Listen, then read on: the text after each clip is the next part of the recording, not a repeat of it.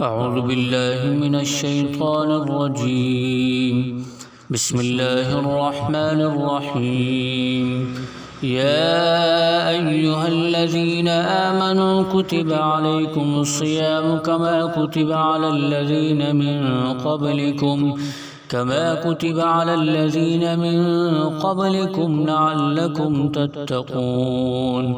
أياما معدودات، فمن كان منكم مريضا أو على سفر فعدة من أيام أخر، وعلى الذين يطيقونه فدية طعام مسكين، فمن تطوع خيرا فهو خير له، وأن تصوموا خير لكم إن كنتم تعلمون. شهر رمضان الذي أنزل فيه القرآن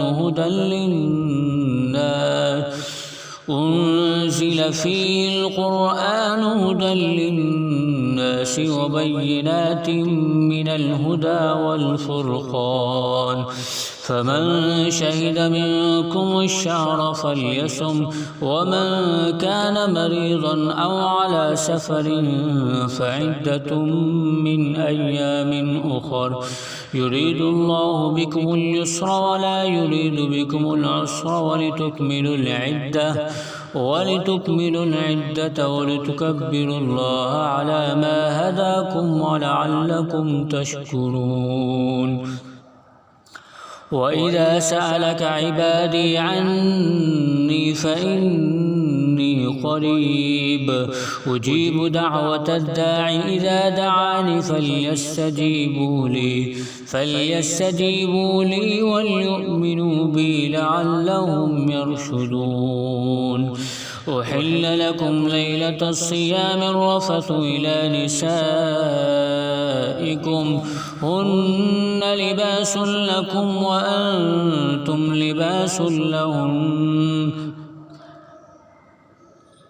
علم الله أنكم كنتم تختانون أنفسكم فتاب عليكم وعفى عنكم، فالآن باشروهن وابتغوا ما كتب الله لكم، وكلوا واشربوا حتى يتبين لكم الخيط الأبيض من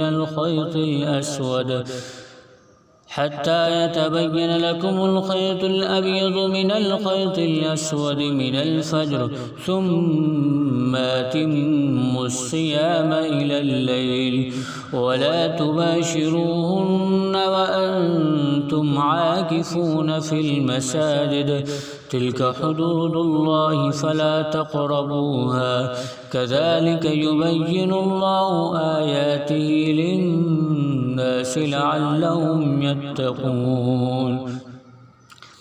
ولا تأكلوا أموالكم بينكم بالباطل وتدلوا بها إلى الحكام لتأكلوا فريقا من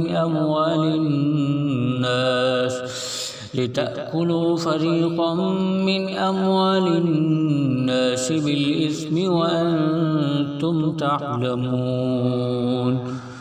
صدق الله العظيم. उलमा व अवाम में हाइल खलीज दूर करने की एक मुनफरिद काविश।